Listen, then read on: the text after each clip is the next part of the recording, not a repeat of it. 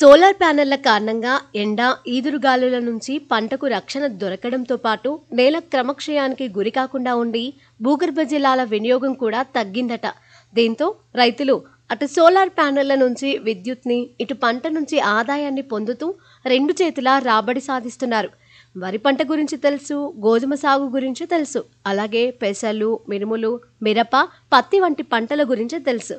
కానీ ఈ సౌర పంట ఏంటి అనేగా మీ సందేహం? రైతులు తాము పండించే అనేక రకాల పంటలతో పాటు సౌర విద్యుత్ని కూడా ఒక పంటలాగా భావించి విద్యుత్ని ఉత్పత్తి చేయడాన్నే అగ్రిఫోటో వోల్టాయిక్స్ అంటున్నారు. క్లుప్తంగా అగ్రి పీవీ అనొచ్చు.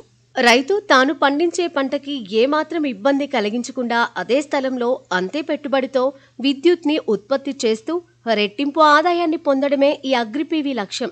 దీనికి చక్కని ఉదాహరణ కేరళలోనే కొచ్చి విమానాశ్రయం. దేశంలోనే పూర్తిగా సౌరశక్తితో నడుస్తున్న మొట్టమొదటి విమానాశ్రయం ఇది. ఈ విమానాశ్రయంలో ఓ 20 ఎకరాల భూమిలో కంద, మునగ, అల్లం, పసుపు, క్యాబేజీ, క్యాలీఫ్లవర్, పచ్చిమిర్చిని పండిస్తూనే అదే స్థలం నుంచి రోజు 1,60,000 యూనిట్ల సౌర విద్యుత్ని కూడా రైతులు ఉత్పత్తి చేస్తున్నారు.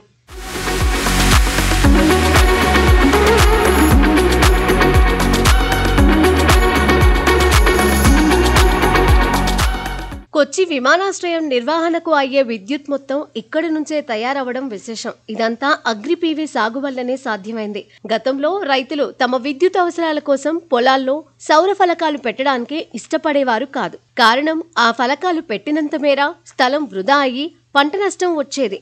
కానీ అగ్రిపీవీ విధానంలో అలాంటి నష్టం ఉండదు. నేల స్వభావం, పంట రకాన్ని బట్టి సౌర ఫలకాలని నిర్ణీత ఎత్తులో ఏర్పాటు చేస్తారు. ప్యానెళ్లని శుభ్రం చేయడానికి వాడే నీటినే పంటలకు మళ్లిస్తూ రైతులు నీటిని ఆదా చేస్తున్నారు.